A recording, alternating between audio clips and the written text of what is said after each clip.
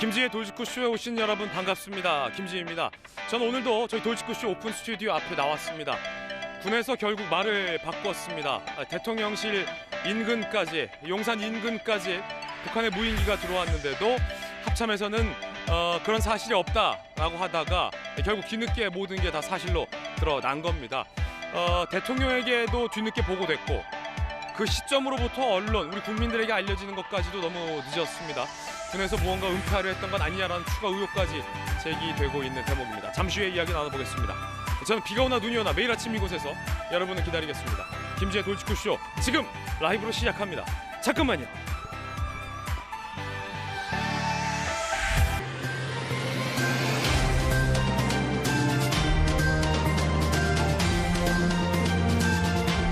신문 읽어주는 남자입니다. 저희 채널A가 유동규 전 본부장을 단독으로 인터뷰했습니다.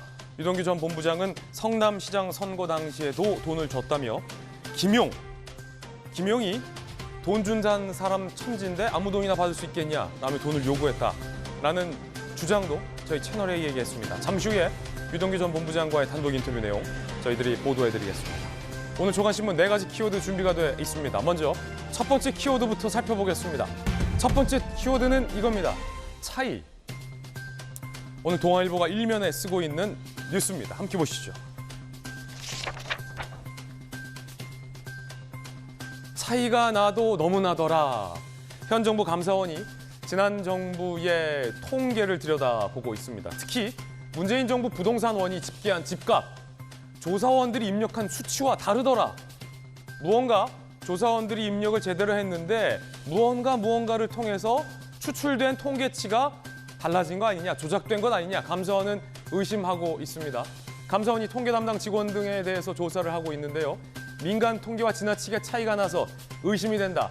호가 등 종합 판단해서 부동산원은 작성했다라는 입장인데 그래프에 보더라도 민간이 발표했던 이 부동산 값과 너무 크게 차이가 나는 순간이 특히나 네 순간이 있다라고 감사원은 의심하고 있습니다. 그중에 하나가 바로 김현미 국토부 장관이 서울 집값은 11%, 아파트 가격은 14%밖에 안 올랐다라고 발표했을 때 활용됐던 통계도 그중에 하나라고 합니다. 잠시 후에 이야기 나눠보겠습니다. 이어서 두 번째 키워드 살펴보겠습니다. 두 번째 키워드는 이겁니다. 은폐.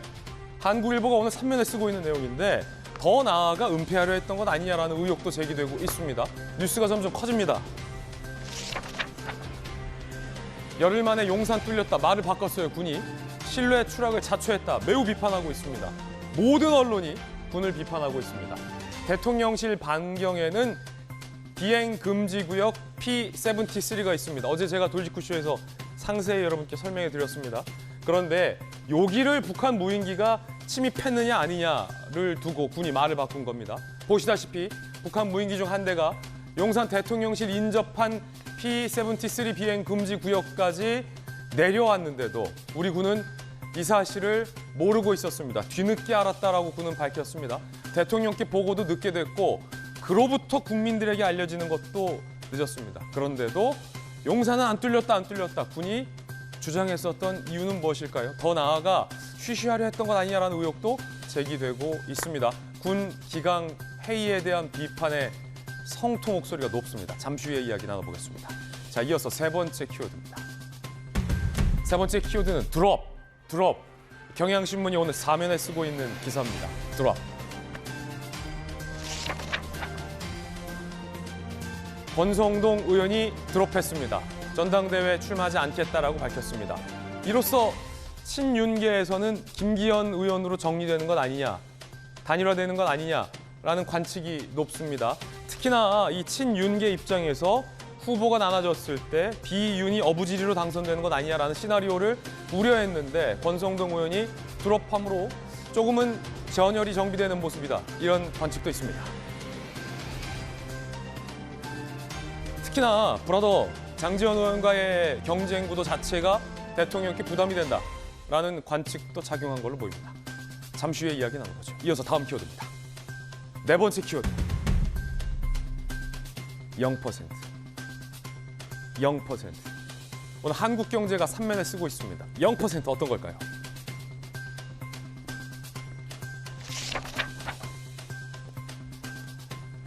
대한민국 올해 성장률 0%대 추락 전망까지 나왔어요. 하반기도 회복 장담 못한다. 외국계 IB 9곳 평균 전망치가 1.1%. 정부 하는보다 낮습니다. 0%대도 나왔어요. 정부에서도 상저하고 흐름을 분석해놓고 있습니다만 수출은 부진하고 물가가 불확실한가 이런 두 가지 변수가 여전하다는 겁니다.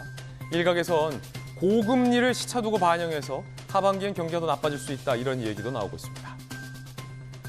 정부가 여러 가지 부동산 조치 개혁 등등의 강수를 쓰고 있는데 부동산 경기, 일반적인 물가, 고금리 산적해야 할 과제들이 많아서 경기 회복까지는 갈 길이 멀어 보입니다. 이럴 때일수록 우리 대한민국 국민들 하나로 똘똘 뭉쳐야 되지 않을까 싶습니다. 지금까지 신문 읽어주는 남자였습니다.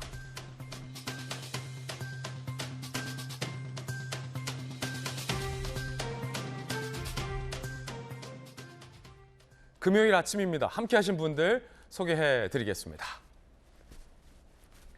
검사 출신의 변호사 김광삼 변호사님, 국민의힘 비대위원 지도부 김병민 비대위원 나오셨습니다.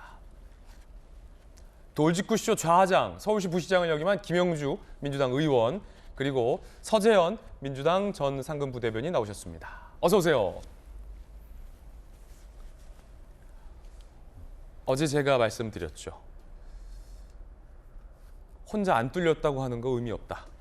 군이 용산까지 북한 무인기가 왔다 갔다라는 보도가 나왔는데도 용산이 뚫린 건 아니다라는 애매한 입장을 냈었는데 결국 군이 시인을 했습니다. 북한 무인기가 용산까지 왔던 겁니다.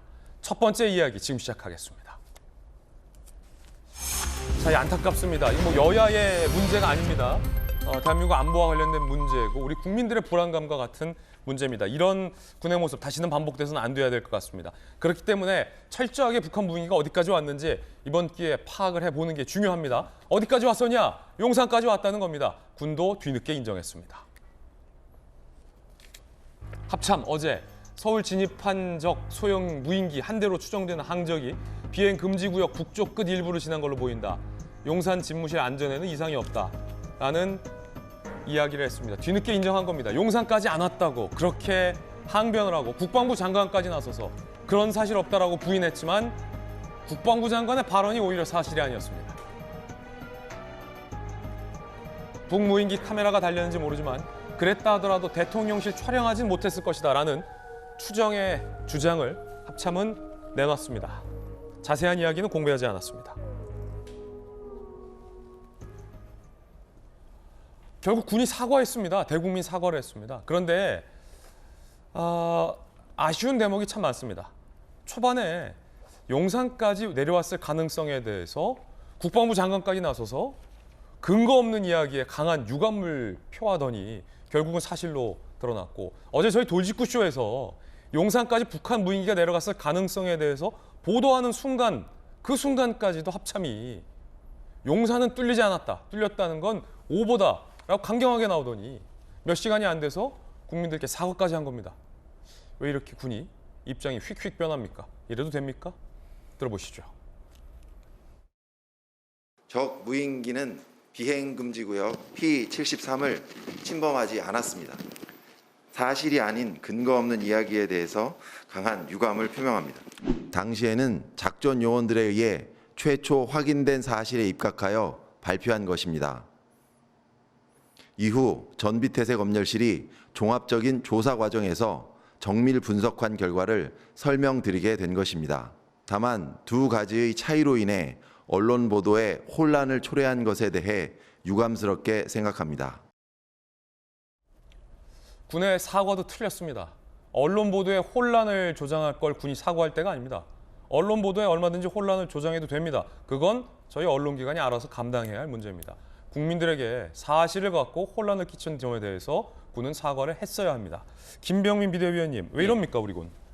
군의 총체적인 책임 묻지 않을 수가 없을 것 같다는 생각이 듭니다. 지금 나와서 발표하고 있는 와중 여러 가지 얘기들을 들어보더라도 책임 회피성에 대한 발언들이 좀 난무하는 것이 아닌가 이런 생각이 들고요. 그러니까요. 일단 윤석열 대통령께 보고드렸던 과정 자체에서도 군이 명확한 보고를 초창기 안 한 것은 아닌가 이런 생각을 지울 수가 없는데 관련된 내용들을 나중에 추가적으로 보고받고 난 다음에 나왔던 메시지가 이거는 국민이 알고 있는 것과 다르지 않느냐라고 해서 진실을 전부 다 공개하라고 대통령이 지시가 있고 난 다음 군이 이 내용들을 바꾼 것 아닌가 싶습니다. 예. 그러니까 용산 대통령실 중심으로 반경 한 3.7km 안에 비행 금지 구역을 설정하고 여기 들어오게 된 것도 심각한 문제인데요. 실질적인 대통령실 주변에 있는 영공을 들어왔던 것을 넘어서 더 큰 국민이 받게 되는 불안감은 서울 상공에서 북한의 공격으로부터 내 안전이 지켜질지 모른다는 그 불안감에 대해서 이런 방식의 군의 태도가 국민의 생명과 안전을 지킬 수 있겠는가라고 하는 지점에서 굉장히 좀 질타를 하지 않을 수가 없을 것 같습니다. 예. 아마 관계된 합참, 국방부 등에서 여기에 대한 책임질 사람에 대한 언급이 책임 소재가 훨씬 더 크게 문제가 제기될 것 같고요.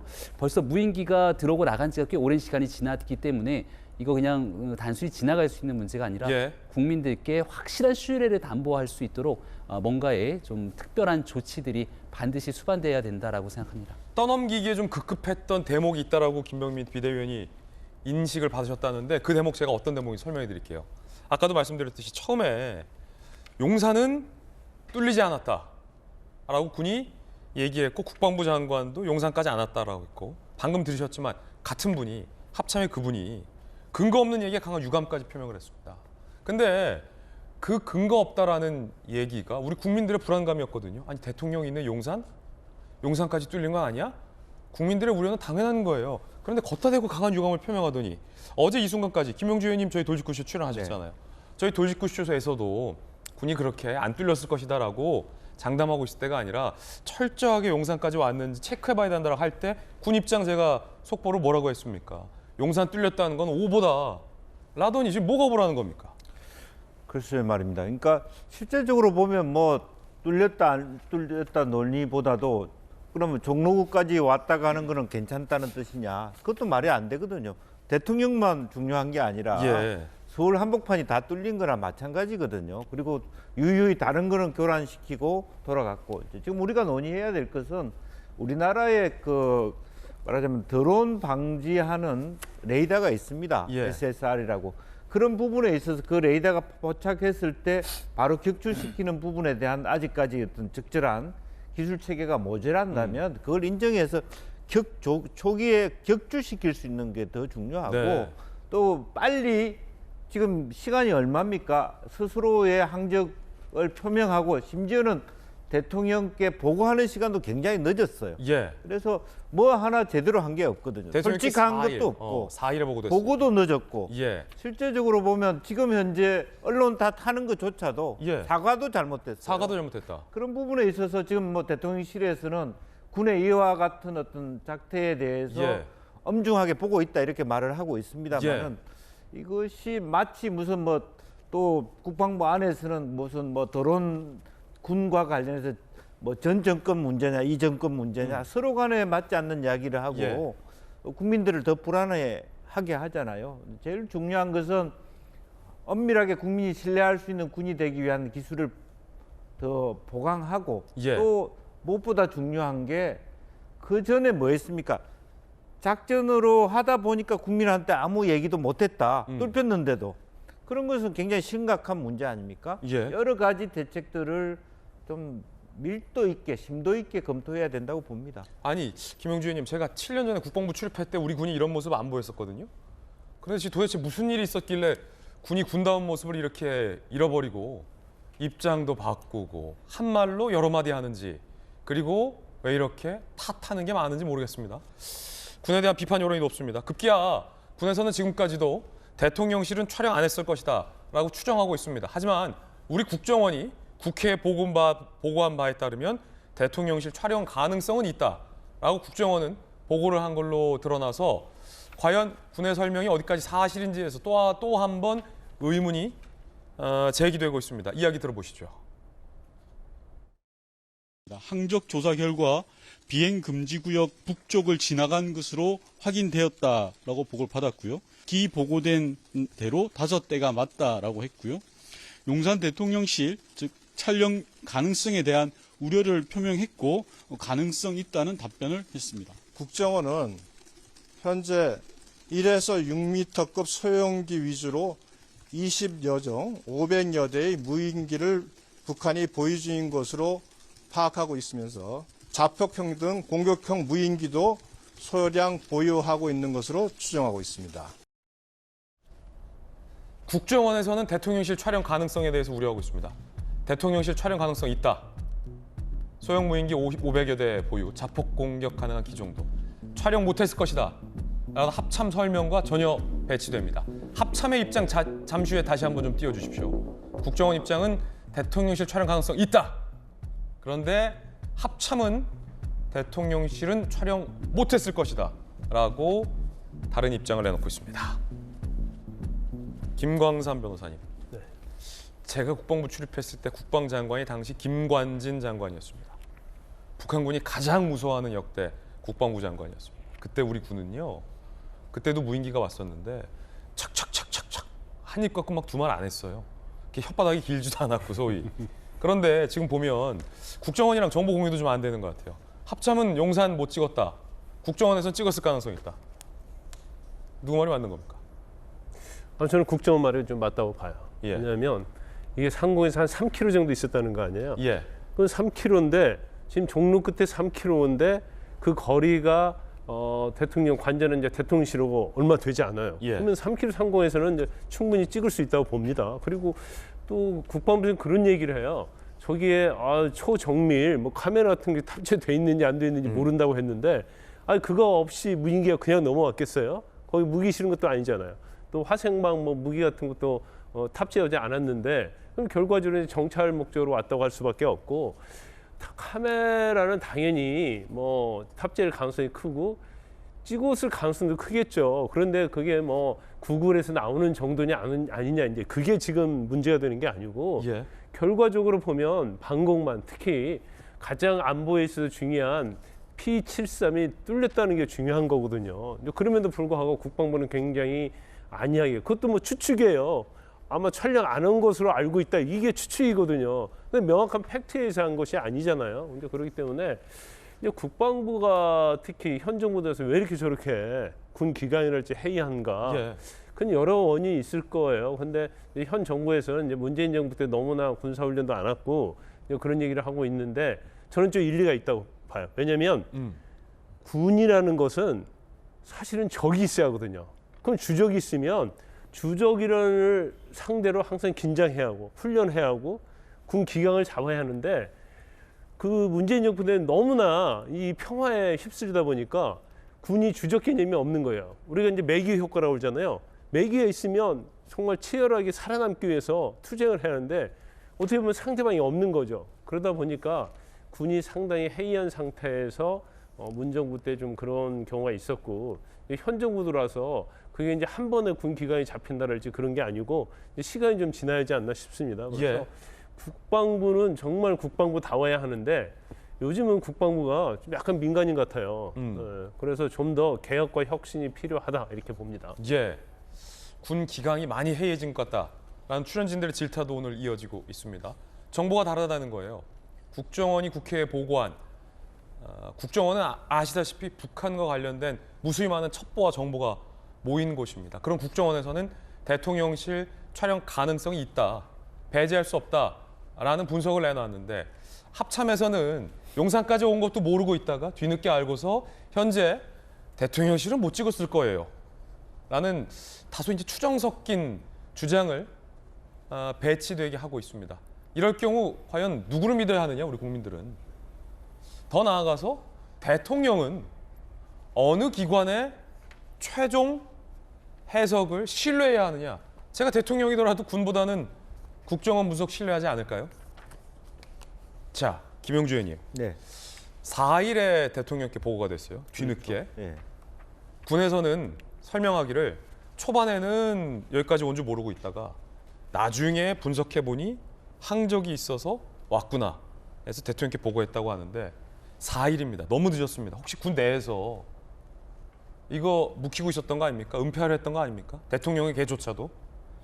그러니까 실질적으로 보면 이제 대통령실의 의중을 파악하는 데 시간을 더 말하자면 낭비했을 수도 있다. 그렇게 생각이 들고 오히려 대통령실에서 굉장히 그 질타를 하고 정확하게 밝혀야 된다. 예. 그렇게 얘기하면서 화들짝 놀라서 뒤늦게 이렇게 그런 것을 드러낸 건 아닌가 그렇게 생각하고 그것 자체가 벌써 앞뒤 모순이에요. 네. 처음에는 왜 들어온 것에 대해서조차도 국민에게 알리지 않는다. 무슨 민방위 훈련이라도 한 것처럼 사이렌이라도 울려야 되지 않았습니까? 그때 군이 뭐라 그랬습니까? 분석하다 보니까 늦어졌다. 우리가 마치 다 알고 있는 것처럼 다 그래서 안 뚫혔다라고 하는 얘기도 제가 생각할 때는 자기네들이 다 위치를 추적하고 있었기 때문에 뚫린 것이 아니다. 그렇게 나는 들었는데 그런 것도 아니었어요, 사실은. 그렇다면 처음부터 모르고 있었다는 거 아닙니까? 모르는데 어떻게 작전하느라고 대응도 못했다, 대응 시점도 못 찾고 말로만 안 뚫렸다 이렇게 구두선을 얘기하는 건지 저는 그 자체가 굉장히 그 군으로서는 해서는 안 될 행동이라고 생각하고 늦게나마 대통령실이 굉장히 초강경으로 예. 어쨌든 국민들 앞에 진실을 밝혀야 된다는 그게 입장을 맞는 가지는 게 그게 맞는 뭐 거죠. 뒤늦게 예. 국민들에게 질타를 받더라도 그게 맞는 게 아닌가 그렇게 보여집니다. 예. 아니 서지현 부대변인 장교 출신이시잖아요. 네. 아니 어떻게 분석을 뒤늦게 했길래 대통령에게조차 4일에 보고가 됩니까? 혼날까봐 혹시 그랬던 건 아니겠죠? 그런 건 아니죠. 사실 군 특징이 이제 보고의 신속성도 있지만 보고의 정확성도 같이 겸비되어야 되는데 저도 뭐 앞서 말씀드린 저도 장교 출신으로 뭐 보안상이지만 20년 전인데요.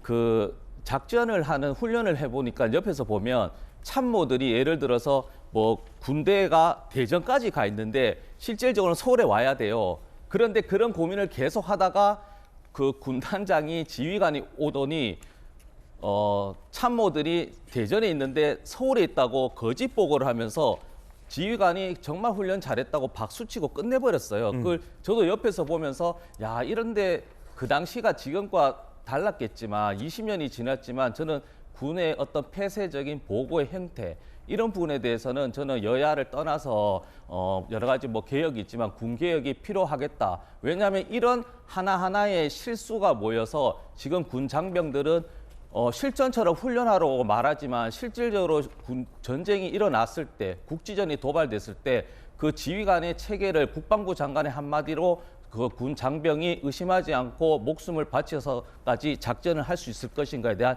의문, 불신 이 부분에 대해서 가치로 따지면 예. 굉장히 크거든요. 더 나아가서 대통령을 바보로 만들었잖아요. 국방부 장관이. 26일, 28일 전에도 무인기가 넘어왔을 때도 대통령실은 만찬을 해도 되냐고 물어봤을 때 그건 안 되는 것인데 국방부 장관은 무인기가 돌아갔기 때문에 상황이 종료되어서 만찬에는 크게 상관이 없습니다라고 답변하는 그 장관의 태도로 봤을 때는 저는 자격이 없다라고 보고 저도 개인적으로 국방부 장관은 경질되어야 된다는 생각을 가지고 있습니다. 예. 서지현 부대변인의 의견도 들어봤습니다. 무인기가 들어온 게 지난달 26일입니다. 그런데 대통령이 있는 용산 인근까지 북한 무인기가 내려왔다라는 사실을 대통령에게 보고한 게 4일입니다. 4일. 26일에 무인기가 들어왔는데 대통령께 4일 보고가 됐다. 여러분 어떻게 생각하십니까? 그런데 국회에서는 지난달 29일에 이미 비행 금지 구역을 통과했을 가능성에 대해서 얘기가 이미 나왔습니다. 그게 지난달 12월 29일의 발언입니다. 들어보시죠. 어저께 합참에서 보고한 비행 궤적을 보니까 네. 저기 은평구, 종로, 예. 동대문구, 그다음에 저 강진구, 예. 남산 일대까지 이렇게 왔다 가는 것 같아요. 제가 봤을 때 용산으로부터 반경 3.7km가 비행 금지 구역이잖아요. 네네. 그 안을 통과했을 확률이 많아요. 자, 지금 들어보니 김영주 의원님, 네. 이때 이 의혹이 상당히 정확했던 의혹 제기였네요. 그렇습니다. 왜냐하면 그걸 이제 뭐 지금 현재 어떤 정보냐 북에서 갖고 왔냐 이렇게 얘기할 게 아니라 저만 하더라도 예. 시속이 얼마고 얼마나 머물렀으면 사실 서울 항공에서 말하자면 50km, 100km 가까이 떠 있을 수 있는 그런 가능성이면 도심을 지나갔다는 거 아니에요.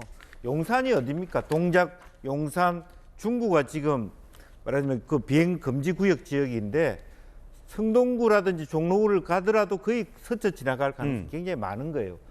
더 심각한 것은 지금도 국정원과 국방부가 일치된 의견을 안 갖고 있다는 게 더 심각한 예. 것 같습니다. 제가 미국 국무성 연수로 갔을 때 제가 깜짝 놀랐던 게 모든 부처에게 다른 부처에서 물어봐도 안보의 문제는 똑같은 답을 했다는 게 깜짝 놀랐거든요. 지금 더 그런 부분 왜 국정원하고도 같이 일치된 의견을 내지 못하는 건지 참 그런 것들도 참 한심한 지경이다 그렇게 봐야 될 것 같습니다. 김병주 민주당 의원은 아시다시피 한미연합사 부사령관 출신입니다. 군 전문가이기 때문에 비교적 정확한 예측을 당시 해놨는데, 그런데 대통령실 일각에서는 당시 그 식별로는 합참 국방부도 모르는 것이었는데 그 항적을 어떻게 정확하게 입수했느냐라는 문제 제기의 목소리도 일각에서 조심스럽게 나왔습니다. 김병주 의원이 제기했던 은평, 종로, 동대문, 광진, 남산 무인기 침범 가능성, 용산까지 뚫린 거 아니냐 결과적으로. 대통령실 당시 식별로는 합참도 국방부도 모르는 것이었는데 이런 정보를 어디서 입수한 거냐. 일각입니다, 일각. 자, 그러자 김병주 의원 측이 사성 장군 출신 의원은 너무 무시하는 거 아니냐. 직접 지도에 그려보니 침범 가능성이 있다 판단한 것. 자체 분석 30분밖에 안 걸리는 걸 국방부와 대통령실이 무능한 거다라고 반박을 하고 있습니다. 이거는 김병민 의원님, 예. 뭐 정보 유출이나 이런 걸로 의문을 제기할 게 아니라, 왜냐하면 지난달 12월 29일에 지금 보니까 군의 정보가 어디 있습니까? 그때 당시 군 정보는 다 틀린 거였는데 김병주 의원 말한 것처럼 이런 가능성에 대해서 전문가들이 당시에 우려하고 있었던 게 김병주 의원뿐이 아니었잖아요. 격앙할 문제는 아닌 것 같아요. 개략적인 항적에 대한 발표가 예. 있었는데 이걸 보고 이제 특정 지점들을 찍어서 얘기를 한 것 아닙니까? 남산, 종로, 은평, 광진 등. 그러니까 이 내용들을 명확하게 찍었던 것이 뭔가의 정보를 자체적으로 입수했던 것 아니냐, 이런 의구심을 아마 대통령실을 비롯해서 여권 일각에서는 얘기를 하고 싶었던 것 같은데요. 조금 전에 앵커가 얘기 줬던 내용들처럼 국민들께서 지금 지켜보고 있는 사항은 정보가 어디서 났는가에 대한 문제보다 왜 이렇게 무참하게 서울 상공이 뚫릴 수밖에 없었는지에 대한 문제 제기, 그리고 두 번째는 이 내용이 대통령께 뒤늦게 보고됐던 국방부의 참담한 행태, 너무 늦었어요. 보고가. 그리고 그 다음 북한이 지금이라도 당장 다시 무인기를 보내게 되면 지금 나오고 있는 얘기가 레이더에서 포착되고 있는 부분들이 특히 대통령실 근처에서도 새 대가 지나가고 있는 부분들, 그리고 이 무인기가 오고 있는 것이 점으로 떴다 사라졌다 하니까 새인지 무인기인지 확인이 잘 안 된다는 것 아닙니까? 그래서 여기에 대한 참담한 현재의 상황들에 대해서 분명한 인식을 갖고 어떻게 국민께 안심을 시켜드릴 수 있을지에 대한 대안을 제시하는 것이 옳다 생각하고요. 예. 잘못된 현재까지의 상황으로 용산 대통령실과 또 국민들께 큰 심려를 끼친 군 책임자들에 대해서 어떤 방식의 문책 등이 뒤따를지 이런 얘기들이 좀 우선됐으면 좋겠습니다. 서부대. 네, 그 대통령실도 문제긴 한데요. 더 문제는 사실은 국민의힘의 신원식 의원 같은 경우에도 비례대표로 장군 출신인데 김병주 의원보다 기수가 높아요. 이분이 어떤 얘기를 했냐면 그런 국방부도 모르는 자료를 김병주 의원이 어떻게 알았냐, 혹시 북한군과 내통하지 않았냐라고 그런 음모론을 제기하는 네. 걸 보고 엄청 깜짝 놀랐어요. 왜냐하면 이게 비행 금지 구역을 표시 안 하고 궤적만 표현하니까 당연히 몰랐던 것이 아니라 모르는 것을 원했던 것이죠. 그냥 저도 오늘 대구에서 올 때 지하철 그 기차 궤적이 있지만 그 지도 딱 하면 대전을 통과하는 거잖아요. 이거는 전문가가 아니라 그 구글어스라는 지도를 겹쳐서 보면 그 궤도에 맞춰서는 예. 용산까지 3km 내 이런 거에 대해서 추측이 아니라 그 궤적이 그 설명을 하는 부분인데 이것을 정쟁으로 다시 이제 민주당이라고 해서 그 북한과 내통해서 이런 정보를 빼왔다 해서 이런 물타기를 하는 것 자체가 예. 저는 이 위기를 또 기회로 삼아야 되는 것도 대통령실과 여당의 역할이지 않습니까? 네. 그럼 제가 정말 대통령실과 여당이라면 이런 것은 안보, 경제 모든 것이 지금 여야 정쟁을 넘어야 하기 때문에 뭐 여야 영수회담이라든지 이런 지혜를 모아서 빨리 보완해 나가자. 예. 이런 목소리가 나와야 되는데 여전히 야당의 음모론과 어떤 그 출처에 대한 문제 제기로 그 본질을 놓치고 있는 대통령실과 여당의 행태가 참 안타깝습니다. 4일 군의 뒤늦은 정보를 보고받은 윤석열 대통령이 이건 즉각 국민에게 보고하라, 공개하라 라고 결정이 돼서 군이 이렇게 뒤늦게 공개를 한 겁니다. 그리고 어제 애매한 유감 표명까지, 대국민 유감 표명까지 했습니다. 군의 사과는 언론 보도에 혼선을 들여서 죄송하다, 유감이다 라는 사과였습니다. 이것도 또 참 애매한 사과가 아닐 수 없습니다.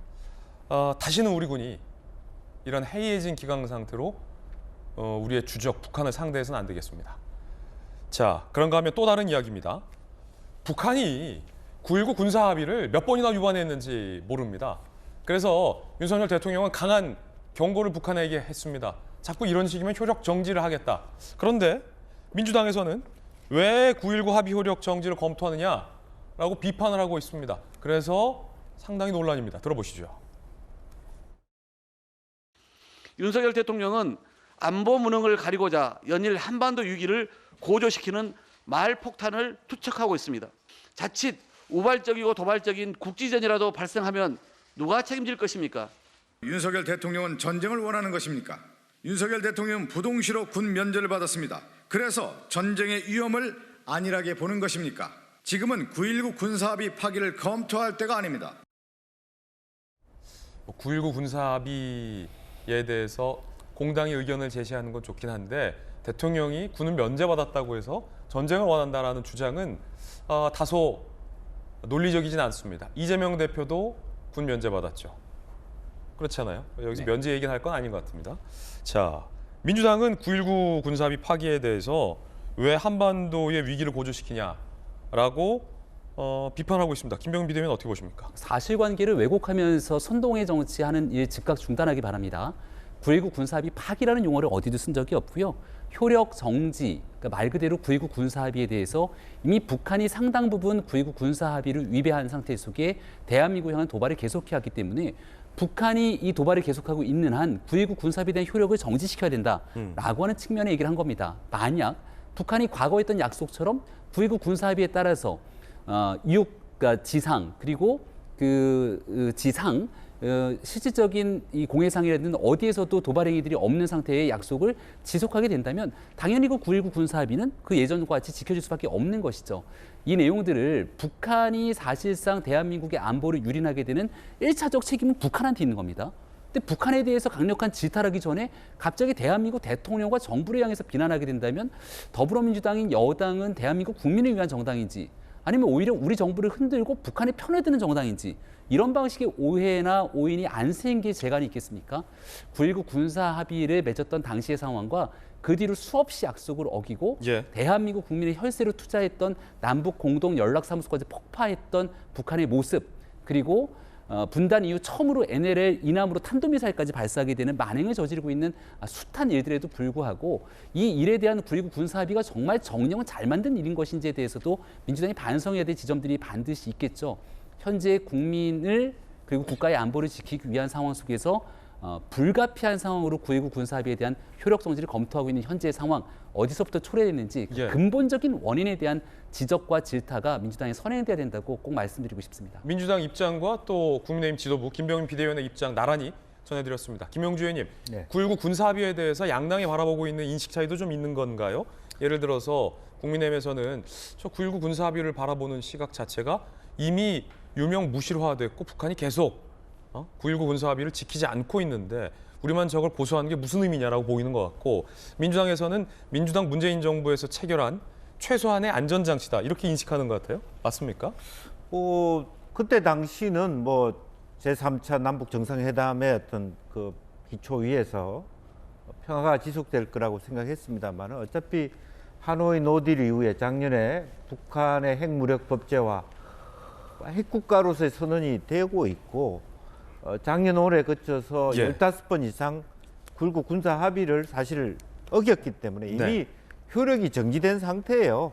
만약 그런 상태에 북을 마치 옹호하는 듯한 그런 입장을 가져서 민주당이 덕을 봐야 될 이유, 덕을 볼 게 뭐 있습니까? 오히려 아까 얘기한 대로 개선에 대한 어떤 개성공단 연락사무소 이렇게 북이 일방적으로 이렇게 폭파시킬 때 남한에서 아무 소리도 안 한, 한국에서 아무 소리도 안 하고 질질 끌려간 때문에 정권을 잃었다는 생각도 가질 필요가 있습니다. 그래서 민주당이 이참에 정확하게 다시 김대중 대통령 시절만 하더라도 정확하게 같이 맞대응할 건 하고 또 협상과 대화를 할 건 하고 이런 정도의 갈래는 타줘야 되고 어렵사리 9.19 군사 합의에 대한 언급은 안 하는 게 좋다.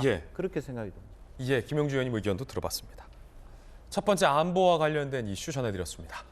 이번엔 저희가 준비한 두 번째 이야기 시작하겠습니다.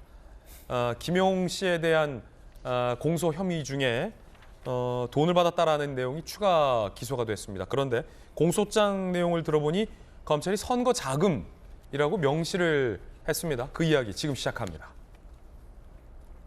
그리고 약 대리 처방 의혹에 대해서 불송치 결정이 내려졌습니다. 선거 조직 자금이란 얘기도 다른 편에서는 나오고 있습니다. 김용 전 부원장의 공소장 내용에 검찰은 추가 기소된 자금과 관련해서 선거 자금이다라고 적시를 해놓은 것으로 보도되고 있습니다.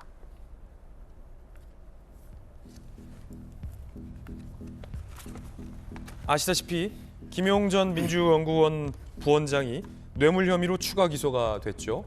그런데 공소장 내용을 보니까 해당 자금은 2014년 지방선거 자금 마련 목적으로 적시가 돼 있다는 보도가 나왔습니다. 성남시 의원이었던 2013, 2014년 4차례에 걸쳐 총 1억 9천만 원의 금품을 수수했다라는 겁니다. 추가 기소입니다. 2013년 7월 남욱이 유동규에게 위례사업 100억 수익, 이르면 2014년 4월, 늦어도 6월 지방선거에는 쓸 수 있도록 하겠다.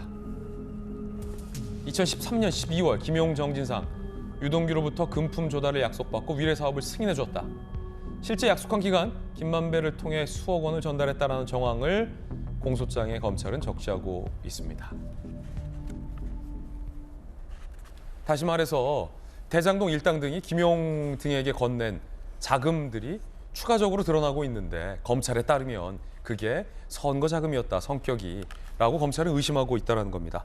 관련해서 저희 채널A가 유동규 전 본부장을 단독으로 인터뷰했는데 유동규 전 본부장이 김용 전 부원장에게 돈을 건네면서 김용 전 부원장이 돈 준다는 사람 천지다라고 말했다는 얘기까지 했다라고 주장을 했습니다. 들어보시죠. 14년도에는 이제 선거가 이제 다가오니까 이제 조직 관리하고 뭐 한다고 하니까 마련해 달라고 했습니다. 한 그때 2억 달라고 그랬는데 그때 2억을 마련해 줄 수가 없어갖고 1억만 줬습니다. 그건 집 앞에 줬어요. 돈 준다는 놈 천진데 내가 그걸 받으면 안 되잖아 뭐 이러면서 이러더라고요. 뭐 대장동도 알고 있으니까 그래서 나온 데서 받아야지 뭐 이런 생각을 갖고 이야기를 했던 걸로 기억합니다. 김광삼 변호사님, 예. 검사 출신이시잖아요. 2014년 선거 당시, 그러니까 성남시장 선거 당시에도 유동규가 김용 전 부원장에게 돈을 건넸다. 1억 정도. 돈을 건네면서 김용 전 부원장이 돈 준다는 사람 천지인데 아무 돈이나 받을 수 없잖아. 그래도 돈 나올 때서 받아야지 라고 말을 했다. 김용 전 부원장이 이렇게 얘기했다라고 유동규 전 본부장이 저희 채널A에게 단독으로 인터뷰를 했습니다. 이거 어떻게 보십니까? 아마 그런 내용도 수사 기록에 있고요. 또 일부 이제 공소장에도 다 기재가 돼 있어요. 그래서 이 당시는 이제 유례와 관련된 겁니다. 예. 지금 이재명 대표와 관련된 것들이 유례, 대정동, 그다음에 쌍방울, 이제 성남 FC 이게 크게 보면 이제 한 4가지, 5가지 되지 않습니까? 근데 이 유례 관련해서 실질적으로 이제 유동규한테 부탁을 하는데 그 당시 선거를 치르는데 조직 관리를 해야 한다. 그래서 돈이 필요하다는 거예요. 그 돈 좀 마련해와라는 취지죠. 그거에 대해서 유동규가 이제 남욱한테 얘기한 거고, 그 가장 수혜를 받는 이제 남욱이 100억 정도 수익 나니까 이제 돈 주겠다는 거예요. 그런데 이 내용에 보면 지금 그 김용이 예. 유동규한테 그런 말을 하잖아요. 야, 돈 준다는 사람 천지다. 유동규 본부장의 주장에 따르면. 근데 내가 그 돈 받으면 문제가 되지 않느냐. 그 말 자체가 함축은 의미가 크죠. 무슨 의미입니까? 아니 그런 돈을 받을 수는 있는데 이건 문제가 되니까 실질적으로 수익을 갖고 있고 우리가 도와주는 사람들한테 돈을 받아야지 문제가 되지 않으니까 그 사람들 특히 이제 남욱에게 남욱이 그 당시에 푸른 유럽 프로젝트라는 푸른 유래 프로젝트라는 예. 그런 걸로 인해서 이제 유래에 관련된 인허가일지 했고 수익을 굉장히 많이 얻었거든요. 그러니까 그런 사람한테 돈을 요구하라고 유동규한테 얘기를 한 거예요. 유동규가 남욱한테 얘기하니까 남욱이 나 100억 정도 벌 수 있으니까 이 돈 번 돈 가지고 주겠다 한 거죠. 그러니까 그게 굉장히 신빙성 있고 이제 돈 전달 과정도 보면 뭐 2억 달라고 했는데 마련하다 보니까 1억밖에 안 됐다는 거예요. 그 1억 줬고 또 7천만 원은 뭐 주차자에 줬고 1,000만 원 2번은 또 명절 때 줬다는 거예요. 그래서 이 돈 자체가 1억 9천만 원이라는 거거든요. 예. 근데 너무나 유동규랄지 남욱이 대장동 일당을 비롯해서 이제 정진상, 김용익에 돈을 많이 줘가지고 상당히 헷갈려요. 너무나 많이 줬으니까. 예. 근데 이 부분은 전에 8억 4,700만 원으로 받은 것이 기소가 돼 있는데 그것과 별개죠. 또 추가로 기소된 거예요. 네. 그렇기 때문에 이 향후에도 또 돈 받은 것이 나오면서 이제 추가 기소될 가능성이 큰데 문제는 뭐냐? 이게 성남시하고 만약 유래와 대장동 어떠한 인허가랄지 이런 것들이 정상적으로 이루어졌다고 한다면 돈을 받을 리가 없는 거죠. 근데 계속적으로 마치 저수지와 돈을 가두는 것처럼 해놓고 지속적으로 이제 그때마다 계속 돈을 받았다는 것은 유래가 됐건 대장동이 됐건 정상적인 절차를 밟지 않았다. 그러면 결과적으로 검은 돈이 오가고 뭔가 특혜가 있었고 거기에 이제 부정부패가 있었다. 이렇게 볼 수밖에 없는 대목이라고 봅니다. 예. 자, 유동규 전 본부장의 현재로선 주장인데 굉장히 좀 구체적이다. 김관삼 변호사는 이렇게 얘기했고 서재현 부대변인은 어떻게 보십니까? 유동규 전 본부장의 발언에 따르면 김용 전 부원장이 성남시장 선거 때 집 앞에서 1억을 받으면서 이렇게 얘기하더라는 걸 굉장히 구체적으로 얘기해요. 돈 준다는 사람 천진데 그거 다 받을 수 없잖아. 이걸 지금 민주당에서는 검찰이 조작해냈다. 혹은 유동규가 완전히 이 없는 얘기를 지어냈다라고 보십니까? 아니면 개연성이 있다라고 보십니까? 그 진실은 저도 이제 한번 정확히는 확인할 수는 없는데요. 저는 이제 유동규 이분이 지금은 범죄자입니다. 범죄자. 그래서 범죄자는 그 신뢰를 할 수는 없습니다. 그러나 그걸 모든 말을 또 부정할 수도 없는 게 또 사실이기 때문에 그 정황을 조금 이제 확인하고 크로스 체킹이 돼야 된다. 그래서 지금은 저는 검찰이 유동규의 그 범죄자의 말만 일방적으로 믿고 공소장을 써나가는 것이 검찰 스스로가 자기 부정할 가능성이 있다. 왜냐하면 선거 자금 목적이라고 명확하게 해버리면 사실은 선거 자금일 수도 있고 주식 매입 자금일 수도 있고 주택 매입 자금일 수도 있는 것인데 돈을 받았다는 겁니까? 아니 그냥 받았다고 그런 사실을 확인하더라도 근데 선거 자금 목적이라고 명백하게 해버리면 이재명 대표 입장에서는 말씀드리지만 선거 자금이 필요하지도 않았을 것이고 만약에 김용이 그냥 개인적으로 받은 걸 수도 있는데 그러니까 그런 환경 자체를 열어놓고 가야 되는데 검찰에서는 이재명 대표를 꼭 잡아야겠다는 생각밖에 없다 보니 그러면 지금 말씀드렸지만 논리 성립이 안 되면 1억 9천 6억 있으면 8억이 어디에서 누가 썼는지 한 명이라도 증인이 나와야 되는 것이거든요. 받은 사람도 없다 그러고 그걸 받아서 선거 자금을 했는데 선거 자금 식사비라든지 조직 관리에 내가 그게 그 혜택을 받았다는 분이 증인으로 한 명도 없습니다. 그리고 더 웃긴 것은 검찰이 선거 자금이라고 썼다라고 이야기했는데 김용 부원장의 주택, 재산을 압류해버렸어요. 그럼 말이 안 되잖아요. 6억을 선거 자금으로 썼는 것인데 왜 김용 그분의 개인 재산을 압류했습니까? 이런 검찰의 행태나 어떤 논리성이 계속 이제 부정당하면 어떻게 보면 검찰이 이제 본연의 수사가 아니고 정치 검찰이라는 오명을 받고 우리 야당이나 대다수 국민들도 주장하고 동의하고 의심하는 지점입니다. 예, 김용 정진상이 돈을 받았다 하더라도 그게 선거 자금에 쓰였다는 걸 검찰이 어떻게 확신하느냐? 라는 반박입니다. 김병민 비대위원님. 이게 지금 좀 나눠서 봐야 되는데 네. 얼마 전에 김용 부원장 정치사에서 구속됐잖아요. 김용 부원장이 구속됐던 거는 2014년도에 돈 받은 거가 구속된 게 아니라 지난번 대통령 선거 경선이 있었던 당시에 돈을 받았던 내용, 그 당시 상황 때문에 구속이 됐고 영장이 청구되고 난 다음에 말씀하신 것처럼 이걸 김용에 대한 내용은 유동규 씨 혼자 내뱉고 있는 말이고 아무런 관계성이 없으면 법원이 분명하게 판단해서 영장을 내줄 이유가 없지 않습니까? 법원이 여기에 대한 범죄 혐의가 어느 정도 소명이 되고 증거인멸 도망의 우려가 있기 때문에 결과적으로 구속을 시켰던 게 김용 부원장, 정진상 실장 다 구속이 돼 있는 상태예요. 예. 그리고 여기에 대해서 우리가 봐야 되는 건 지난 2021년 대통령 선거를 앞두고 있었던 당시 경선 때 돈 받은 거 내용뿐이 아니라 꾸준한 과정을 거쳐서 돈을 받아왔다는 게 저는 이 기사의 핵심인 것 같거든요. 2014년도에 성남시장 재선을 가게 되고 김용 부원장은 그 당시 성남시의원 아닙니까? 예. 핵심적인 역할을 하면서 본인도 성남시의원 재선을 향해 나가게 되는데 다른 사람들 돈 준다 하는 사람이 널려 있는데 그럼 여기서 유동규 본부장한테 돈을 달라고 했던 건 안전한 돈이라는 판단이 섰기 때문에 달라고 얘기를 했던 것 아니겠습니까? 그러고 나니 지난번에 있었던 정진상 실장이 얘기했다고 하는 428억 그거 다 저수지에 넣어놓은 것처럼 그럼 뺐으면 되는 거지? 라고 했던 주장들과 다 일맥상통하는 것 아니냐라고 추정하고 볼 수밖에 없는 건데요.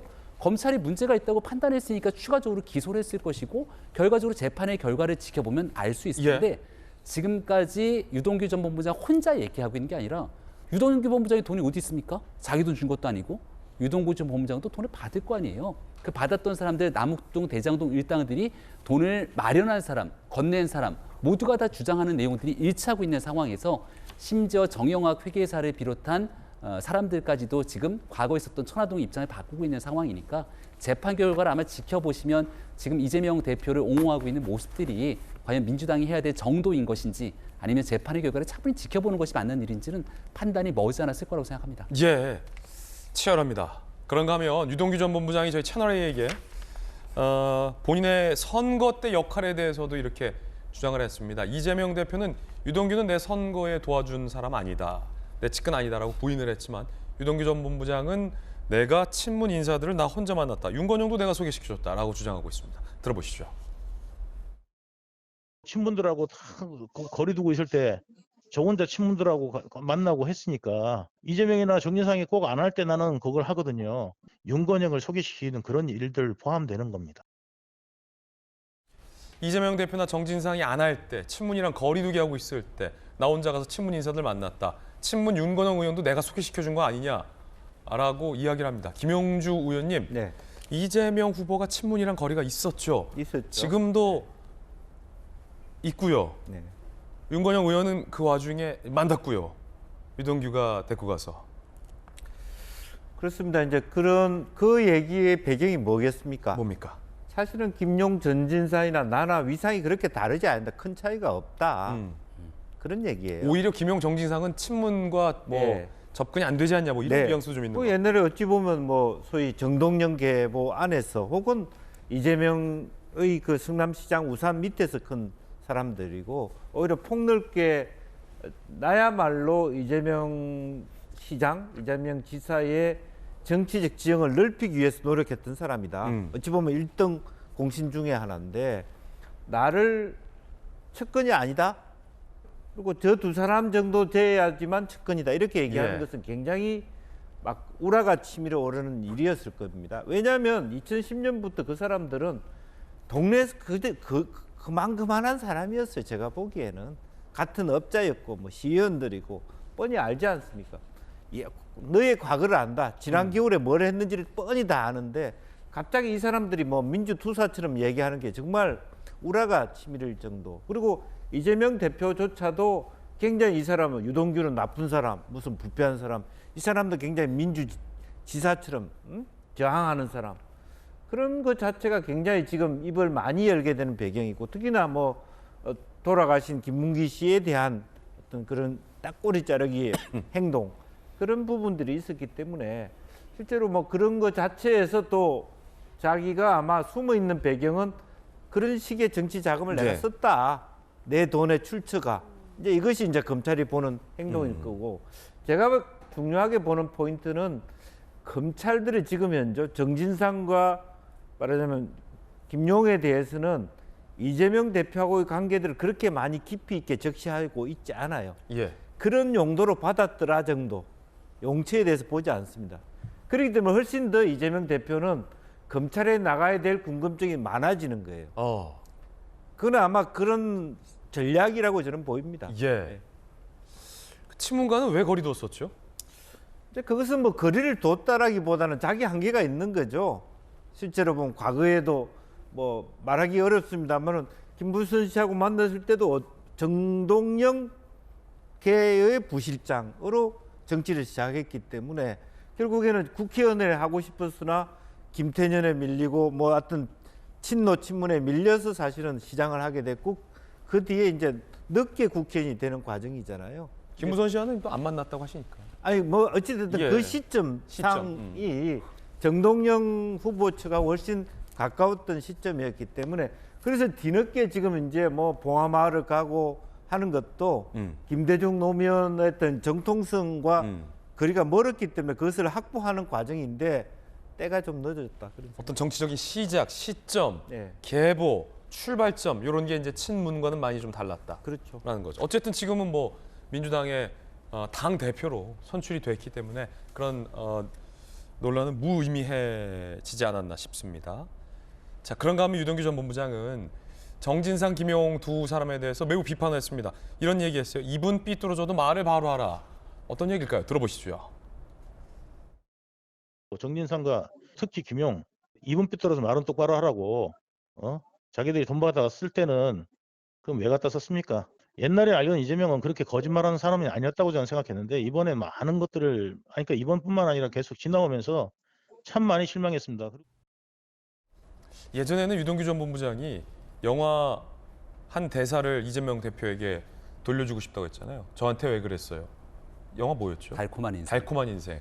이번에는 참 실망스럽다라는 주장을 했습니다. 뭐 어떻게 보십니까? 유동규 전 본부장은 계속해서 이런 얘기를 꺼낼 것 같습니다. 이재명 대표 하면 옛날에 기억나는 와 이재명 사이다다 이런 얘기 많이 했잖아요. 근데 유독 유동규 전 본부장이 얘기하고 있는 말 앞에서는 완전히 김 빠진 사이자가 돼버립니다. 아니면 아니라고 얘기를 하든가 뭔가 적극적인 반박을 하면서 나와야 되는데 유동규 전 본부장의 발언에 대해서는 거의 회피 일색이거든요. 이재명 대표가 만약에 관련된 내용들에 대해서 본인은 정말 아무런 문제가 없고 관련된 사안들에 대해서 떳떳하다면 유동규 전 본부장이 얘기할 때 가서 그 내용은 사실이 아니지 않냐 얘기를 하면 되는데 그런 내용에 대한 반응들이 없다 보니 유동규 전 본부장은 더더군다나 과거에는 이랬고 이재명 대표가 나한테 이래서는 안 되지라고 하는 내용들을 끊임없이 얘기를 하고 있는 것 같습니다. 처음 문제가 이제 처음 유동규 전 본부장이 입을 열었을 때 했던 발언이 이랬거든요. 작은 돌 하나 던졌을 때 이 정도로 난리가 나면 나중에 큰 거 하나 날아가면 어떻게 책임지라 그러냐.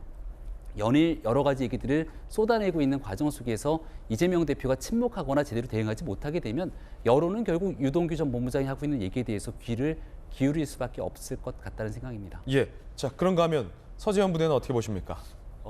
그러니까 지금 유동규 전 본부장의 어떤 주장에 일일이 당대표가 이렇게 설명하면 더 이제 어떻게 확대되거나 더 이상해지는 모양새가 있기 오히려 때문에 대응할 필요 없다. 네, 예. 그것은 검찰이라든지 법원에서 공식적인 것을 종합해서 하면 되는 것이고요. 저는 유동규 말의 입장에서는 그런 서운함은 있을 수 있겠죠. 왜 사람이 이제 관계가 좋든 싫든 그런 인간관계가 있었는데 힘들었을 때 좀 따뜻하게 입장을 대변하거나 좀 보호해주지 못한 부분에 서운함은 있겠지만 지금은 그 서운함을 넘어서 법 그리고 범죄 행위에 대해서 누가 책임을 졌고 누가 그 수익을 차지했느냐 이 부분에 대해서 논방했기 때문에 약간 감정은 배제하고 이성적으로 진실만을 계속 이야기했으면 좋겠고요. 저는 한 가지 계속 말씀을 드리지만 유동규나 남욱은 이재명 혹은 윤석열 대표 대통령 죄송합니다. 이 두 분을 이용하려고 하는 사람 범죄자입니다. 그래서 향후에 혹시 총선이나 또 지형이 바뀌어서 민주당이나 이재명 당대표의 지지율이 굉장히 높았을 때 또 입장이 바꾸더라고 또 바꿔서 예를 들어 유동규라든지 남욱 변호사가 이재명 대표와 상관이 없다 하더라도 그 범죄자의 말에 너무 신뢰할 필요는 없다는 말씀 꼭 드리고 싶습니다. 예, 두 분의 다른 의견도 전해드렸습니다. 그런가 하면 경찰이 이재명 대표의 대리처방 의혹에 대해서 그리고 김혜경 씨의 대리처방 의혹에 대해서 혐의 없음 내지 불송치 결정을 했습니다. 비서실 직원을 통해 수차례 약 대리처방 받은 의혹, 직접 지시 증거가 없어서 불송치. 처방을 한 경기도청 의사는 의료법 위반으로 불구속 송치. 김혜경 씨 대리처방 의혹도 혐의 없음으로 종결을 했습니다. 김광산 변호사님, 자 이건 어떻게 내려진 결정입니까? 근데 이제 자세한 내용은 나와 있지 않았어요. 네. 그걸 저희가 그 불송치 결정 이유서를 보지 않아서 그냥 언론만 가지고 볼 수밖에 없는데 지금 대리 처방을 했는데 그러면 처방을 받은 건 맞잖아요. 네. 그건 맞으면 처방 내린 의사도 송치됐잖아요. 네. 근데 또 대리 처방 의사는 또 죄가 있다고 그래서 예. 이제 검찰에 송치가 됐단 말이에요. 의사는 죄가 있고. 그런데 지금 언론에 나온 바에 의하면 김혜경 여사가 지시한다는 증거가 없다는 거예요. 이재명 대표나 김혜경 씨의 직접적 지시 증거가 없다. 그렇지. 그러면 그 내용 갖고 추론해 보면 지시가 없었는데 밑에 직원이 가서 알아서 처방을 갖다 줬다는 거 아니에요? 예. 근데 그 이해가 가지 않아요. 경찰 이렇게 나오네요. 이 대표 대리 처방 지시했다는 증거를 경찰이 못 찾았다. 그러면 지시를 안 했었는데 알아서 가서 처방을 받았고 의사는 그런 줄 알면서도 처벌을 해줬기 때문에 죄가 된다고 그래서 검찰에 간 거예요. 예. 그래서 경찰이 아마 수사를 했는데 밑에 뭐 배모 씨랄지 관련된 사람들이 아니 그건 김혜경 여사가 지시한 게 아니고 내가 알아서 했다. 그리고 내가 처방해서 갖다 준 거다. 아마 그렇게 진술할 가능성이 커요. 예. 그러면 사실은 우리가 그냥 상식적으로 생각하면 약을 피우는 사람이 사실은 지시를 하는 거 아니에요? 네. 그러면 경찰이 과연 수사 어떤 능력 이런 측면, 의지 측면 이런 데 좀 문제가 될 것 같아요. 그래서 아마도 저 내용에 대해서는 고소 고발한 사람이 이제 이의 신청하는데 또 고발건에 대해서는 또 법에 또 검소완박법하고 여러 가지 하면서 또 이의 신청할 수 없는 부분이 또 있어요. 예. 그래서 이의 신청 대상이 되는지 안 되는지 한번 봐야겠지만 만약 이의 신청 대상이 된다고 하면 검찰에서 다시 수사를 할 것이고 또 경우에 따라서는 뭐 보안 수사를 거쳐서 기소될 가능성도 이제 배제할 수 없다 이렇게 봅니다. 일단 경찰 단계에서는 증거도 없고 송치하지 않기로 결론을 내려서 이 대표와 김혜경 씨는 이 대리 처방 혐의에 대해서는 이제 자유롭게 된 건 맞는 것 같아요. 벗어난 것 같은데 김영주 의원님, 네. 김관선 변호사님 말씀 듣다 보니까 대리 처방은 이루어졌고 명백히 의사도 대리 처방을 해줘서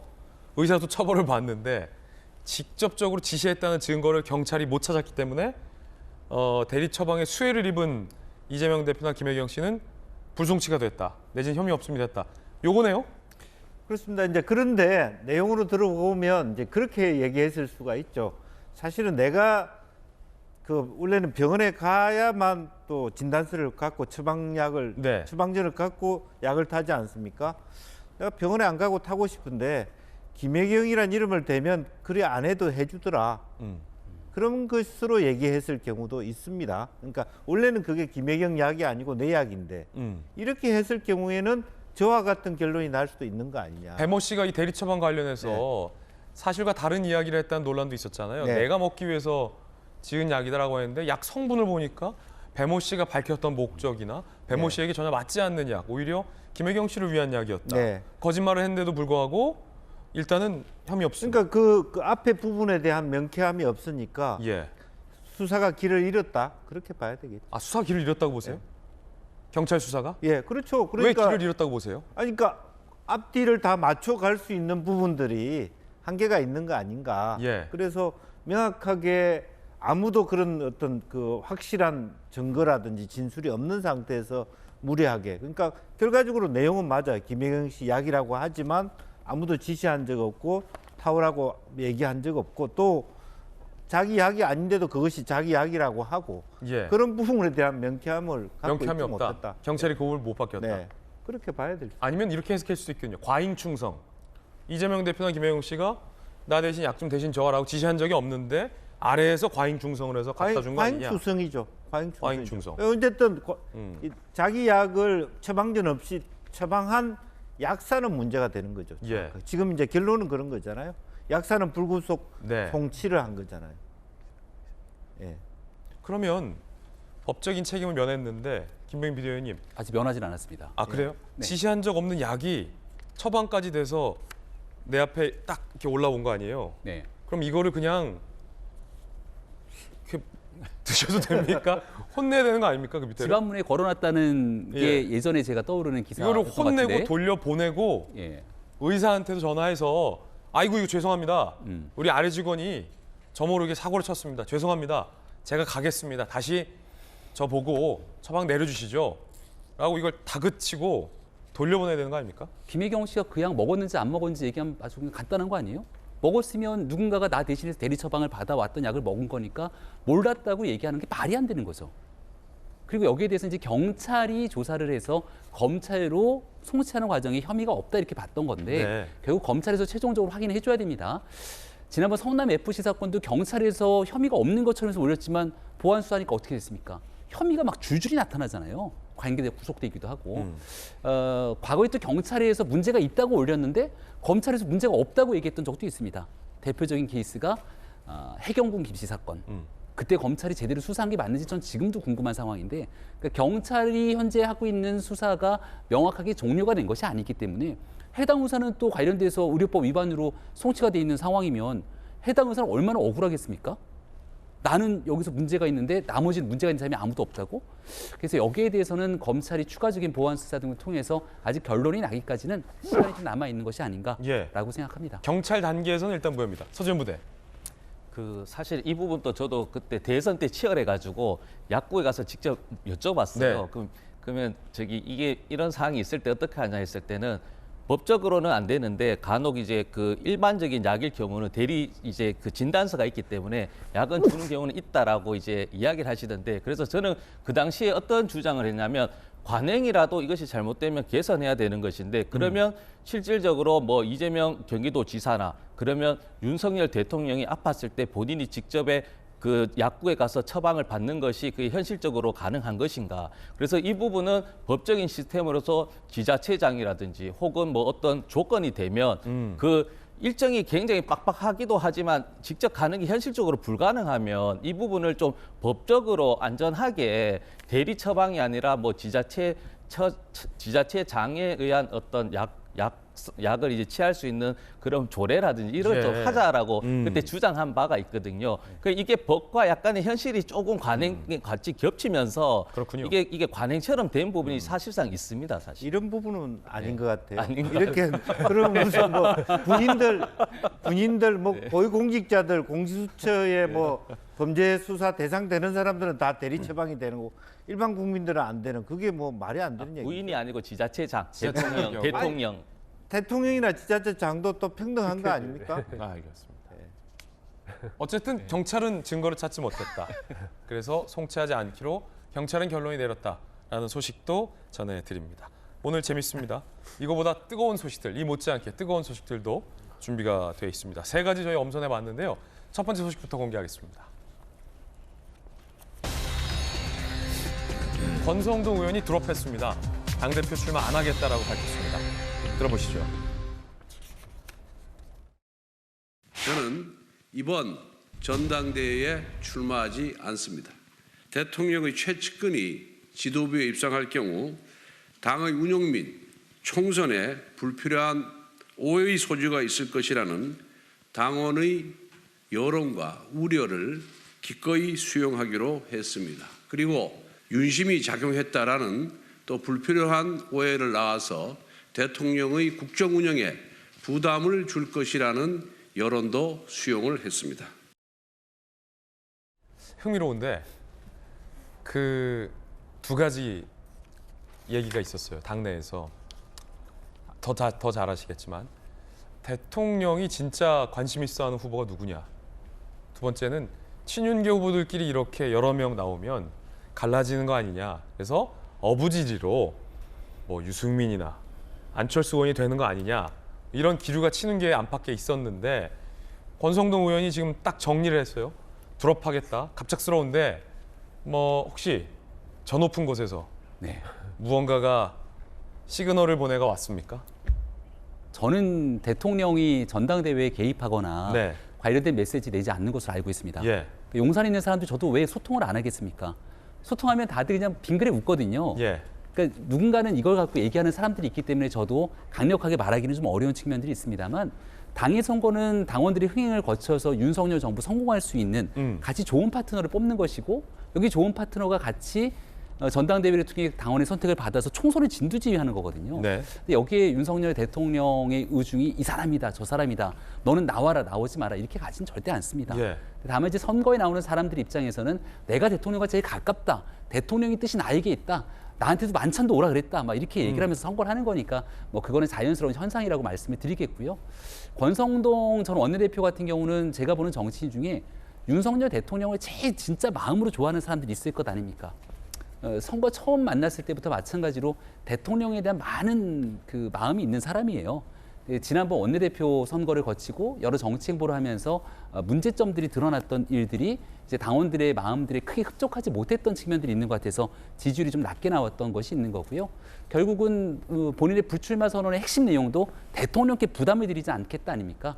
그래서 어떤 방식이든지 간에 남은 4년 넘는 기간 동안 윤석열 정부의 성공, 승리를 위해서 모든 역할을 마다하지 않아야 되는 게 저는 권성동 원내대표 등에 대한 행보라고 생각하기 때문에 거기에 적합한 불출마 선언하면서 진짜 백의종군하겠다는 자세를 취한 게 아닌가 생각합니다. 불출마 잘했다 이겁니다. 구도상, 정치 구도상 권성동 의원이 출마를 계속 강행했다면 이른바 김장연대와 권성동 의원은 대립하는 정치 구도가 펼쳐질 수도 있습니다. 드롭을 했어요. 그만뒀어요. 그러면 김장연대 반응 등은 어떨까 한번 들어보시죠. 친윤계 교통정리 아니냐 막 이런 그렇게 얘기가 정치적인 있어요. 것은 윤석열 정부 성공을 위한 충정이라고 생각합니다. 사전에 얘기하시거나 그러신 건 없어요? 본인의 고독한 결단이겠죠. 윤석열 정부의 성공을 위한 희생적 결단이라고 생각하고요. 당의 단합을 도모하는 커다란 촉진제가 될 것이라고 보고 아주 높게 평가합니다. 안타깝기도 하고 그러네요. 아마도 고민이 깊으셨을 것 같습니다. 그렇지만 또 당을 위해서 본인이 더 잘할 수 있는 역할을 찾으시리라고 믿습니다. 김용주 의원님, 네. 김용주 의원님, 다른 주자들은 일단 뭐 표정이 밝네요. 네. 뭐 사실 그렇게 밝아야 될 이야기가 아닌데 그래요. 다 나와야지 자기들한테 이러는데 네. 그 권성동 의원은 사실은 그동안에 많이 먹었어요. 무슨 뜻이냐 하면 이번에 나오면 진짜 대통령하고 친하지 않다라고 하는 것이 들통날까 봐 안 나왔다고 봅니다. 아 그래요? 독특한 분석인데요. 예. 생각만큼 친하지 않아요. 제가 아는 바로는. 예. 그런데 굉장히 친한 것처럼만 보여지고 알려져 있고 본인 스스로 아는 거죠. 본인이 충분히 많이 먹었다. 굉장히 현명한 판단이다. 그렇게 봅니다. 권성동 의원은 또 진짜 친하다고 생각하니까 또 너무 그렇게 안 친하다고 단정하지 마시고요. 본인은 친하다고 생각하시죠. 아, 대통령 입장에서. 대통령 입장에서. 예. 다 뭐 국민의힘 국회의원들이 다 대통령하고 친하다고 생각하겠죠. 그러면 지금 보니까 김기현 의원으로 사실상 이 친윤계가 정리되는 거 아니냐, 교통 정리가. 그렇게 관측할 수 있겠습니까? 이미 제가 이 자리에서 지난번에도 한번 밖에서 봤을 때 누가 가능성이 있냐.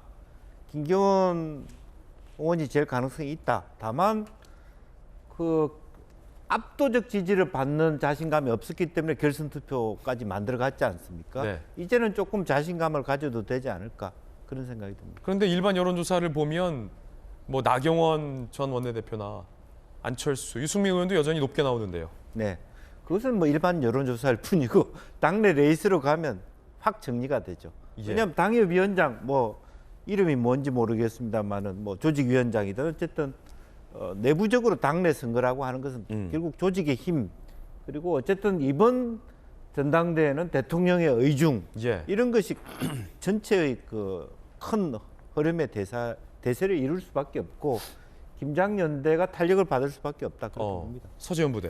네, 그러니까 이제 권성동은 출마하지 않습니다가 아니라 출마하지 못합니다라고 해야죠. 이제 지지율이나 명분이 안 되는 것이고 대통령의 최측근이면 당연히 와서 국정의 동반자도 되면서 그걸 잘 이끌어 나가기 때문에 더욱더 나와야 되죠. 지금은 문제는 여당 당대표 후보가 윤심을 이기려고 하는 것이 아니라 윤바라기가 되는 게 가장 큰 문제입니다. 저는 윤심을 알겠어요. 윤석열 대통령은 속으로는 참 무능력한 당대표 후보들이다. 당과 국민에게 일을 잘하겠다는 자기의 능력과 비전을 얘기해야 되는데 너하고 친하다. 윤심이 어떻다. 이런 걸로 해서 당대표를 하려고 하니까 그러니까 이제 윤석열 대통령이 정치인을 XX라고 표현하면서 정치인들이 배제하고 검찰들이 최고다라는 인식을 심어주는 계기가 된다고 보거든요. 그래서 지금이라도 늦지 않았기 때문에 정말 윤심은 당과 국민을 위해서 일할 수 있고 준비되고 능력 있는 것을 설명해서 당원들의 표심을 얻어라는 것이 윤심이기 때문에 이 윤심을 잘 받들어서 제발 당대표 후보의 그런 조건에 맞게 이렇게 진행해 나갔으면 하는 바람입니다. 민주당 서지현 전 부대변인이 이 윤심의 흐름을 너무 잘 읽고 있어서 깜짝 놀랐습니다. 흥미로운 분석이었습니다. 뜨거운 소식 함께하고 있습니다. 이번엔 두 번째 소식입니다. 어제 도망간 중국인 있죠? 잡혔습니다. 바로 잡혔습니다. 왜 그러셨는지 들어보죠.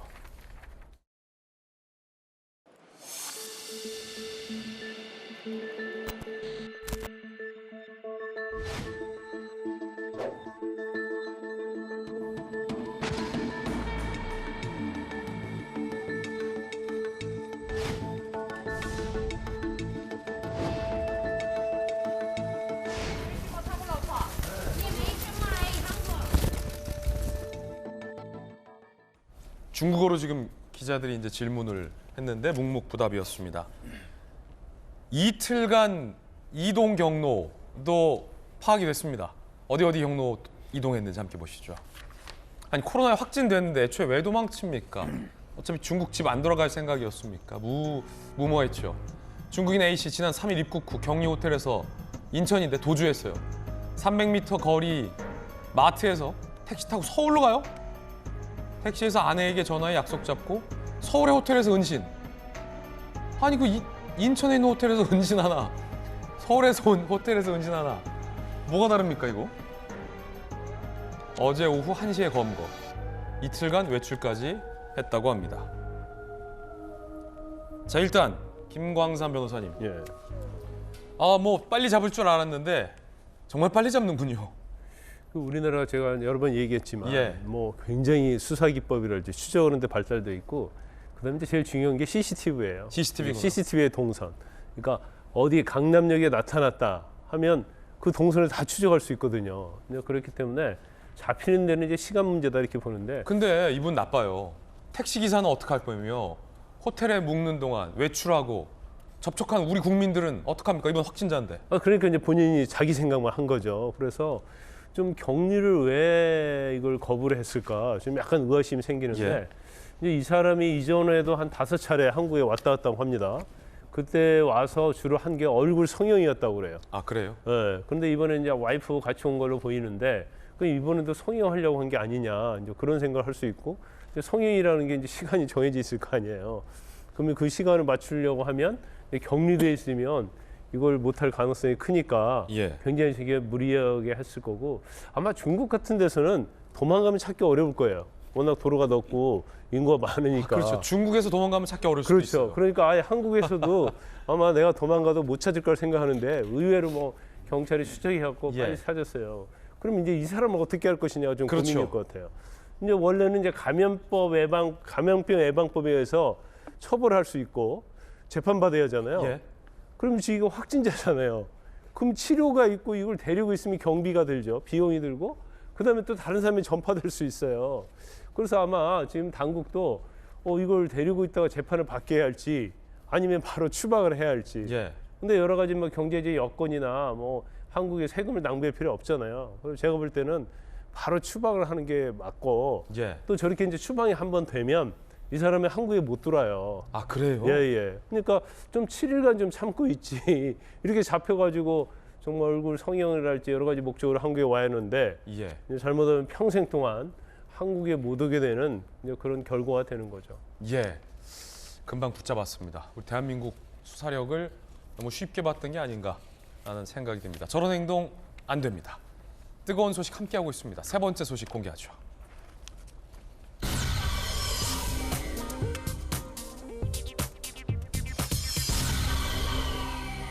자, 국조를 17일까지 연장하기로 했고요. 지금 2차 청문회가 이제 시작이 돼서 선수하고 있는 모습도 현장 모습 보내드립니다. 국정조사 17일까지 연장하기로 했고요. 지금 국민의힘에서는 신현영 의원 건도 증인이 돼야 한다라고 여야 간에 또 대치하는 장면도 나오고 있습니다. 자, 주호영 원내대표와 박홍원 원내대표가 이태원 참사 국정조사를 17일까지 연장하겠다라고 밝혔습니다. 이야기 들어보시죠. 8일 종료되는 이태원 참사 국정조사 기간을 17일까지 10일 연장하기로 합의를 보았습니다. 국정조사 특위 활동기간 연장의 건을 처리하기 위해서 6일 오후 2시에 국회 본회의를 열어서 의결키로 하였습니다. 국민의힘에서는 이참에 신현영 의원의 닥터카 탑승 건도 증인 출석 등을 통해서 명확히 규명해야 한다라고 주장하고 있습니다. 닥터카 논란, 신현영 의원과 명지병원 디맷 관계자 증인으로 나와야 한다. 민주당에서는 한덕수 총리, 이상민 장관 출석하고 유가족 생존자도 참고인으로 참석해야 된다. 이상민 장관은 조금 전에도 출석한 거 봤으면은 문제가 없어 보이고 이제 논란은 신현영 의원에 대한 증인 출석 여부가 여야 간의 어떤 대치점인 것 같아요. 여야 의견 바로 들어보죠. 김병민 비대위원님, 신현영 의원 논란도 사실 국민적인 공분이 샀던 대목인데 신현영 의원도 증인으로 출석해야 한다. 국민의힘 입장입니까? 그러니까 이번 국정조사는 관련된 사안에 대한 진상을 반드시 규명하고요. 예. 그 진상 규명으로 이제 끝나면 안 되지 않습니까? 처벌될 사람 처벌하고 두 번 다시 이런 일이 발생하지 않는 재발 방지 대책을 수립하는 게 중요합니다. 이 디맷이라고 하는 재난에 대한 응급 구조 출동하게 되는 과정에서 누군가가 이 디맷 출동을 지연시키거나 권력의 힘으로 이거를 막아세울 수 있다고 하는 것이 사실이라면 심각한 문제가 아닐 수 없는 것 아닙니까? 뭐 단순히 정쟁의 관점에서 신영현 의원, 민주당 사람이기 때문에 문제를 삼는 것이 아니라 지위 여하를 막론하고 그 당시 응급 구조를 방해했던 행위들이 있고 또 여기에 만약에 명지병원의 디맷이 누구로부터 그런 얘기를 받고 나서 디맷에 제대로 된 활동을 하지 못하게 했던 그 경위를 분명히 밝혀내야만 다음번에 있게 되는 실질적으로 나타날지 모르는 재난이 발생했을 때 여기에 대한 디맷 활동에 대한 전체적인 점검이 가능하거든요.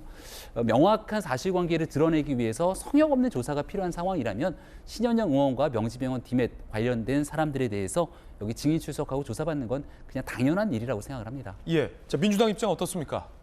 저는 이제 그 신현영 의원과 명지병원 관계자들이 지금 사실은 취재진이라든지 여러 언론에서 그 사실관계를 계속 이제 업무 부담을 더 가중하면서까지 설명하는 걸로 알고 있어요. 그래서 저는 이 부분은 꼭 증인으로 나올 필요는 없다. 이 문제 제기는 이미 언론이나 여당에서 했기 때문에 이 부분도 같이 가되 증인 같은 경우는 좀 배제하고 저 본질적으로 그 당시 그 이태원 그 당시에 검찰의 경찰 병력이라든지 아니면 이상민 장관이나 주무부처에서 어떤 지시가 있었고 미흡한 것이 무엇인지 그 사고가 난 배경 그리고 그에 대해서 재발 방지도 있지만 책임자 처벌까지 갈 수 있는 것이 저는 그게 이제 그 가족을 위해서 하는 일인 것이고 이 부분은 정쟁으로 갈 저희 민주당 입장에서는 전혀 이유가 없습니다. 왜냐하면 이 상황에서 정쟁으로 간다면은 그 역풍을 받는 걸 떠나서 이건 인간적으로도 할 수 없는 것이고 정치적인 목적을 하더라도 지금 국민의힘이 지지율 자체가 굉장히 50% 이상 넘지 않고 있고 앞으로 경제가 굉장히 힘든 상황, 앞서 말씀드린 안보라든지 여러 가지 문제 제기하고 정쟁의 요소가 많기 때문에 이 사건, 이 사고로 인해서 참사로 인한 정쟁은 저희들이 할 이유도 없고 필요성이 없기 때문에 이 부분에 대해서는 여야가 좀 더 같이 해서 지금 좀 이제 그 가족을 위해서라도 좀 신속하게 좀 빨리 이렇게 수사나 이렇게 서로 회의를 통해서 싸우는 모습을 안 보여줬으면 하는 바람입니다. 예, 의견 들어봤습니다. 이번엔 저희가 준비한 다음 이야기인데 감사원이 지난 정부의 집값이라든지 아니면 소득주도 성장에 따른 여러 가지 경제 통계치가 조작된 것 아니냐라는 의심을 두고 들여다보고 있습니다. 오늘 여러 보도에 따르면 무언가 통계치나 기준이 좀 많이 달라졌다라는 의혹들이 제기되고 있습니다. 주제 공개하겠습니다. 부동산원의 집값 그리고 통계청장이 반대했는데도 외부자의 뜻대로 통계조사 방법이 바뀌었더라 하는 의혹까지도 준비되어 있습니다. 통계청장이 분명히 있습니다. 그런데 이분이 계속 반대를 합니다. 그런데 소위 굴러들어온 돌, 외부자의 뜻대로 소득주도 성장과 관련된 통계조사가 개편이 됐다고 합니다. 무슨 얘기일까요? 문재인 정부 통계청 2018년 8월 통계되는 기법, 통계내는 방법, 체계를 대대적으로 바꿉니다. 그런데 그때 통계청장이 있었어요. 황수경 통계청장이 반대합니다. 이러면 안 된다. 하던 대로 해야지. 통계청장이 반대하는데 외부 인사가 제안한 대로 통계내는 방법이 바뀝니다. 그 외부 인사가 강신욱 선임 연구위원이었는데 청와대에 보고서를 제출했고 3개월 만에 통계청장으로 취임을 합니다. 굴러 들어온 돌이 박힌 돌을 밀어낸 경우죠. 감사원, 외부 인사에 불과했던 강신욱 뜻대로 방식이 개편된 데는 청와대 개입 없이는 불가능하다고 의심된다. 그리고 강신욱 신임 통계청장은 좋은 통계로 보답하겠다라는 취임사로 논란을 일으킨 바 있습니다. 그리고 바뀐 통계 기법에 따라 소득주도 성장에 따른 통계치가 매우 좋아졌던 것도 사실입니다. 그 이야기들 들어보시죠.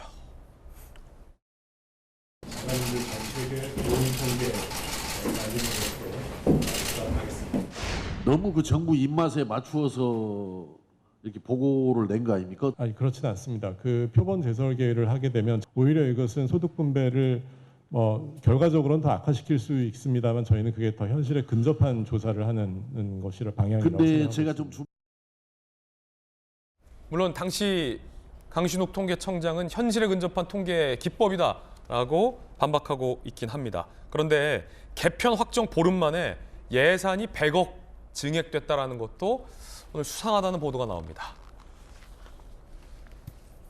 강신욱 청장이 주도한 통계 개편 방안 확정 후 보름 만에 100억 원대 예산 증액이 요구됩니다. 기재부가 반대 없이 즉각 100억을 늘려줍니다.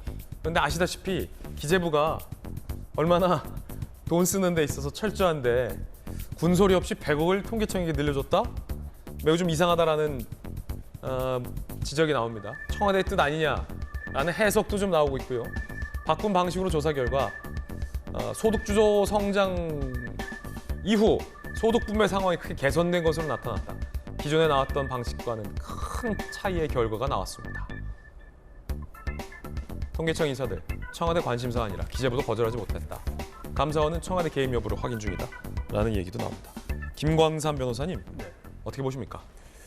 일단 왜 통계 방법을 바꿨을까? 그것도 100억 원이나 들여가지고 그걸 뭔가 분명히 뭐가 있었을 거 아니에요? 100억 원이 갑자기 진행되는 데 있어서 아무도 이의 제기를 안 했다는 거죠. 그런데 이제 강신욱 청장이 이제 그 외부에 있을 때부터 계속 그 정부의 굉장히 우호적인 그런 통계 얘기를 했잖아요. 그리고 그것이 또 반영이 됐고. 근데 강신욱 청장이 한 얘기 중에서 그 당시에 그런 얘기가 문제가 됐었잖아요. 좋은 통계로 보답하겠다고 그랬어요. 근데 이거 잘못된 얘기죠. 왜냐하면 좋은 정책을 가지고 통계가 잘 나오게 하는데 통계로 정부나 정책을 보답하겠다. 이거 말 자체가 안 되는 거잖아요. 그래서 그 당시에 전 총장의 어떤 소신 있는 그런 것들이 반영이 되지 않았고 전 정부에서 사실 우리가 보통 DJ 이코노믹스랄지 그 대통령이 당선되면 거기에 맞는 경제 정책이 있는데 문재인 정부에서는 소득주도 성장이었단 말이에요. 거기에 굉장히 비판이 많았고 근데 결과적으로 이 소득주도 성장을 내세웠는데 가구당 평균 소득이 오히려 마이너스 0.7 됐다는 거 아니에요? 근데 이거 자체는 소득주도 성장론이 잘못되다는 것을 반증하는 거기 때문에 그 당시 굉장히 정부에서 화를 많이 냈고 그러면서 전 통계청장을 경질을 하면서 그 소득주도 성장론이 잘 됐다고 하는 청장으로 바꿔지면서 오히려 가구의 어떤 평균 소득이 0.4% 더 올라가는. 네.